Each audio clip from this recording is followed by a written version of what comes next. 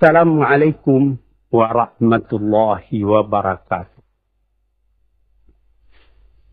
Para pendengar dan peminat kaset yang tengah diputar ini, saya menyatakan rasa bahagia, rasa syukur kepada Allah dapat menyampaikan dakwah saya ini sekarang dengan kaset. Moga-moga dapat tuan-tuan putarkan, tuan-tuan dengarkan. Ketika tenang-tenang dengan anak-anak di rumah. Atau ketika naik mobil. Di mobil-mobil yang dapat memasang kaset dalam perjalanan yang jauh. Sehingga kecapean dan kepenatan dalam perjalanan pun hilang. Karena mendengarkan suara itu. Yang akan jadi cerita saya pada hari ini adalah apa yang pernah kejadian di zaman Nabi kita Muhammad sallallahu alaihi wasallam. Di dalam riwayat ada diceritakan bahwa pada suatu hari kira-kira pukul 9 pagi sepenggalah matahari naik, Rasulullah sallallahu alaihi wasallam berjalan dari rumahnya, dari biliknya, menuju ke dalam masjid beliau yang mulia di Madinah. Ketika itu biasanya ada juga orang yang sembahyang di masjid. Sembahyang sunat duha. Tapi umumnya masyarakat sudah keluar dari rumahnya pagi-pagi, bekerja menurut bidang masing-masing. Yang pergi bertani, yang pergi berniaga, yang pergi mengembalakan unta atau kambingnya. Tinggallah beberapa saja. Beliau lihat di sudut masjid ada satu orang pemuda. Sedang duduk tafakur termenung. Mukanya kelihatan muram saja. Menunjukkan kesedihan yang terpendam di dalam hatinya. Rasulullah mendekat kepada pemuda yang tafakur. Setelah dilihatnya Rasulullah datang. Dia pun menengadahkan muka. Rasulullah pun bertanya. Mengapa di saat begini engkau duduk tafakur dalam masjid?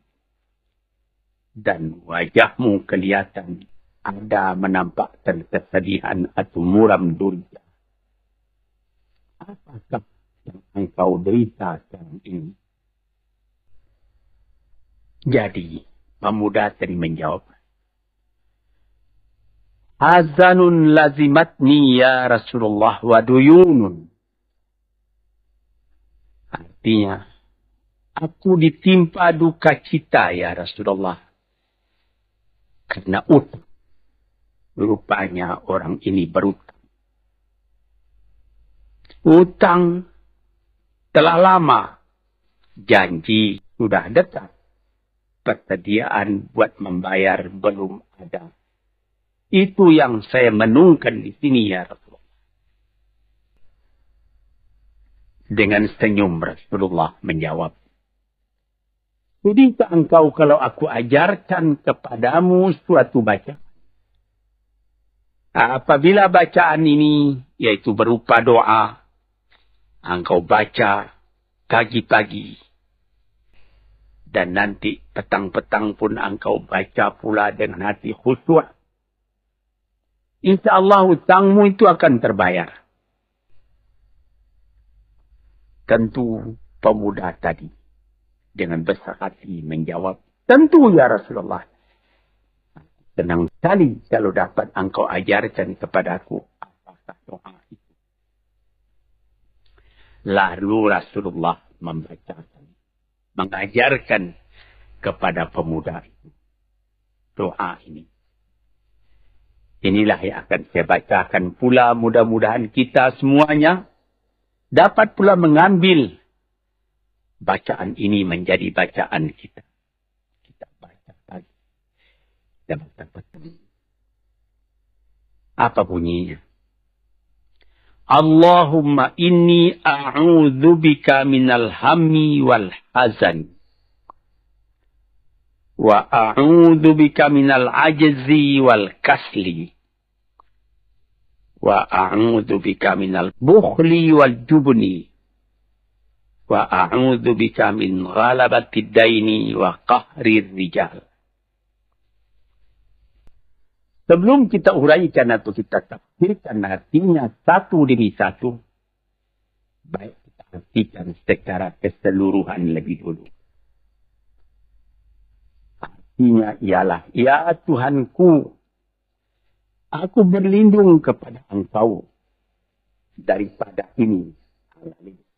8. Yang pertama, aku berlindung kepada Engkau daripada duka cita, daripada kesusahan dan duka cita. Susah dan duka cita. Sudah 2. Dan aku berlindung kepada Engkau daripada malas, daripada lemah dan malas. Jadi 4. Dan aku berlindung kepada Engkau daripada bakhil, berat mengeluarkan uang, dan daripada pengecut atau penakut. Sudah. Dan aku berlindung kepada Engkau daripada pengaruh berutang, dan daripada kekuasaan orang lain atas diri kita, sehingga kita tidak mempunyai kemerdekaan pribadi lagi. Inilah 8 yang diminta kepada Tuhan. Moga-moga kita jangan diserang oleh penyakit ini. Karena kalau ada ini penyakit yang 8 perkara, itu kita mempunyai pribadi yang lemah.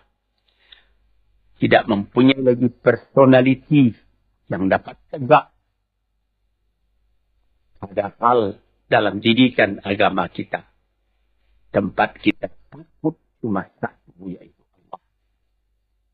Yang lain tidak ada. Yang pertama, susah. Apabila orang telah susah, pikirannya pun sudah tertumbuk. Jalan untuk maju tidak ada lagi.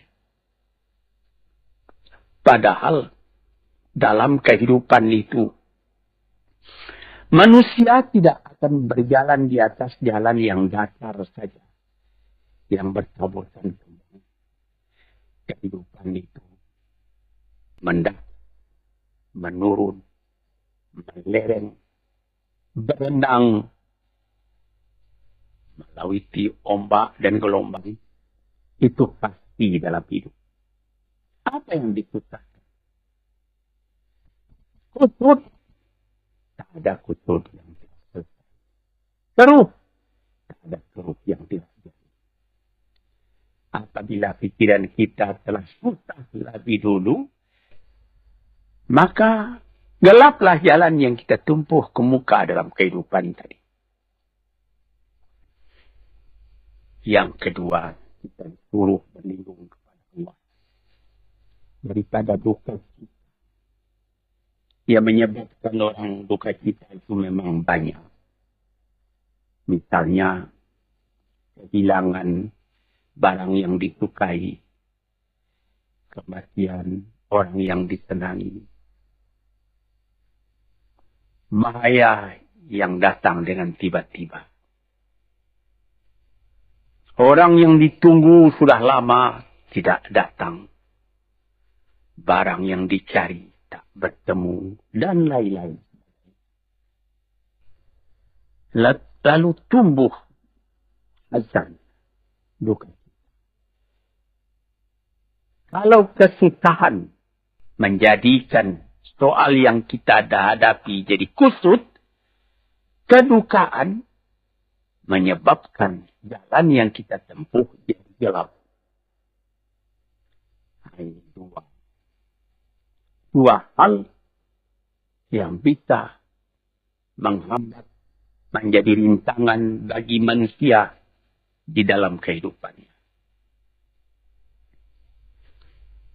Lalu yang ketiga, aku berlindung kepada Engkau ya Allah minal ajaz. Lemah.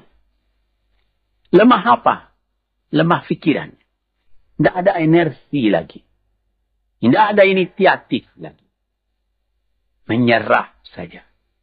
Lemah. Belum dihadapi suatu soal, hati lebih dulu sudah lemah.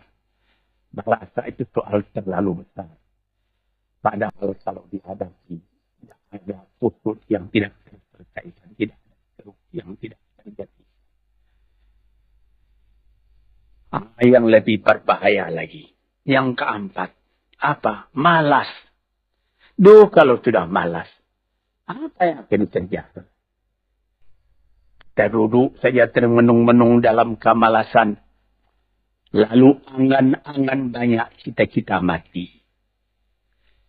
Angan-angan hendak terbang. Padahal sayap tidak ada. Angan-angan hendak mempunyai ini, hendak mempunyai itu, hendak mempunyai Mercedes-Benz, hendak mempunyai rumah besar. Tapi ikhtiar tidak ada. Sebab itu ada pepatah dari orang tua-tua kita di zaman dulu. Dikatakannya, mati, ini zaman penjajahan dulu nih. Mati Belanda karena pangkat katanya. Mati Cina karena kaya katanya. Mati Keling karena makanan katanya. Mati Melayu atau Indonesia karena angan-angan. Ini ya, angan-angan karena malas lagi, berangan-angan. Tapi malas. Jadi tidak jadi. Dan itu membentuk juga kepada diri kita. Orang pemalas itu jalannya lunglai saja. Matanya muram saja. Tak jauh dia memandang. Ini benar. Itu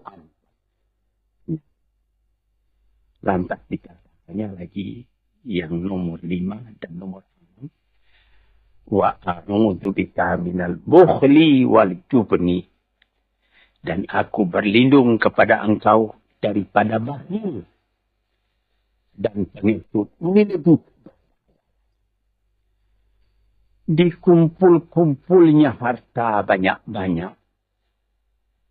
Maksudnya tadi hendak menguasai harta itu. Lama-lama dengan tidak disadarinya, harta itulah yang menguasai dia. Dia menjadi bakhil. Yang malam, dia ada kesenangan, cuma sibuk cari uang.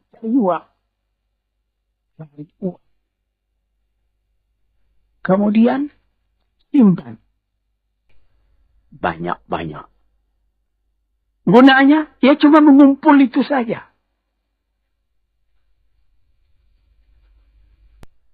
Akhirnya, berapa banyaknya orang yang mengumpul harta banyak-banyak. Faedahnya tidak didapat. Saya ingat cerita dahulu, 40 tahun yang lalu ketika saya masih tinggal di kota Medan. Ada satu orang kaya. Mengumpul harta. Terkenal dia kaya di Medan. Beberapa buah rumah. Puluhan rumah yang dipersewakannya. Dan ada lagi harta-harta yang lain. Dia berjalan di jalan raya kota Medan itu dengan jalan kaki. Pakai payung satu. Padahal orang sudah mulai membeli mobil. Tak Cadillac lah, tak Chevrolet lah. Model-model yang terkenal sebelum perang. Anaknya mengambil faedah dari kekayaan ayahnya. Dia beli mobil dengan uang ayahnya. Lalu orang bertanya, Tuan, anak Tuan sudah naik mobil, Tuan masih jalan kaki. Apa jawab si bakhil tadi? Saya anak orang miskin. Anak saya anak orang kaya, katanya. Nah, inilah orang yang bukan lagi mencari harta buat menguasai harta itu. Tetapi dia mencari harta buat dikuasai oleh harta. Yang nomor 6 lebih jahat lagi. Apa? Jubun, pengecut. Pengecut ini menjadikan separuh dari kehidupan manusia menjadi gagal. Ada pepatah orang. Kalau engkau berniaga atau berusaha, meskipun modalmu tadinya tidak ada, asal engkau berani, itulah modal utama dalam hidup. Sesuai dengan pepatah Melayu atau pepatah Indonesia lama. Ya, kata tadi. Robeklah tali. Robeklah. Putuslah tali layang-layang. Robek kertas tentang bintang. Hidup jangan mengepalang. Tidak kaya, berani pakai. Hidup jangan mengepalang. Tanggung-tanggung, jangan. Tidak kaya, berani pakai. Keberanian itu adalah modal. Sebab itu kalau orang rugi berniaga, itu belum rugi. Yang penting berani. Karena ada perniagaan itu tidak saja beruntung, rugi juga kadang-kadang. Tapi, kalau keberanian yang hilang, separuh daripada kekayaan tadi sudah habis. Walaupun masih banyak ada, tapi keberanian tidak ada, separuh sudah habis. Akhirnya, walaupun kekayaan besar, tapi kepercayaan hilang. Itu namanya habis. Tidak ada lagi. Walaupun berjuta yang tinggal dalam tangan. Tapi orang tidak percaya. Apa lagi arti? Sebab itu yang pertama sekali modal itu keberanian. Ini ada.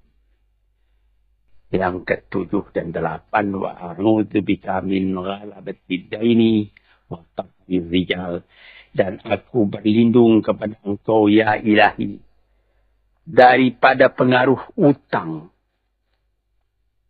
Hutang itu, itulah anak muda yang duduk di sudut masjid tadi, dipengaruhi oleh utang. Sampai Rasulullah sendiri pun mengatakan, Iyyakum wad-daina. Jagalah. Supaya kalau sedapat-dapatnya jangan sampai. Bisa juga berutang kalau keberanian tidak ada. Dan berani itu membuka jalan buat mencari bayarnya. Tetapi kalau pengecut, berutang lagi itu payah buat membayar. Sebab itu Nabi mengatakan, Iyyakum wad-daina. Saya akan dapat-dapatnya elakkanlah supaya jangan berhutang. Fa'innahu amun bil laili wa madhallatun fin nahari. Hutang itu susah pada malam hari, mata tidak mau tidur. Dengan apa? Imbangan hutang tadi, berapa hutang, berapa yang akan diterima, sehingga mata tidak mau tidur. Malam itu memikirkan hutang. Akhirnya madhallatun fin nahari, kalau siang hari badan berasa hina, tak berani keluar dari rumah. Kota Jakarta yang begitu besar, bersilang siur, jalan-jalan raya, jalan Tamrin, Diponegoro, Imam Bonjol, Mutia, dan lain-lain nama jalan. Ada orang yang jalan itu bertambah lama, bertambah kecil jumlahnya. Kalau orang lain mempunyai 100 macam jalan, dia paling tinggi cuma 2 saja jalan yang dapat jalani. Jalan dari rumahnya ke tempat yang tertentu.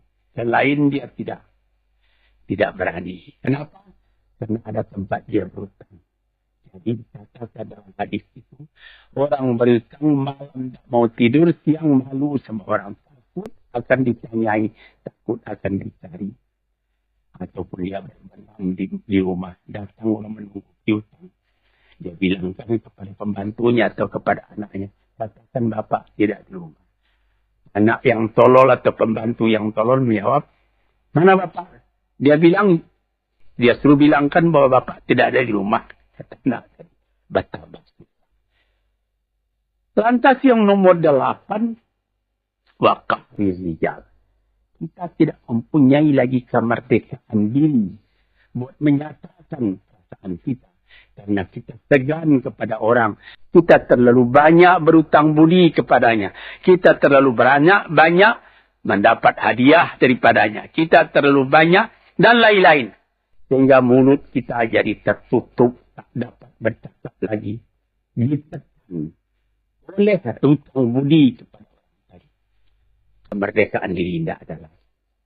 Inilah 8 perkara yang ditunjukkan oleh Nabi Sallallahu Alaihi Wasallam kepada pemuda yang duduk. Bapak-bapak, saudara-saudara, pendengar saya yang saya mulia. Moga-moga pengaruh dari hadis ini, daripada doa ini masuk ke dalam diri saudara dan saudara menjadi orang Muslim dan merdeka yang sejati. Sekianlah yang saya moga-moga ada manfaat bagi para pendengar dan pendengar. Assalamualaikum warahmatullahi wabarakatuh.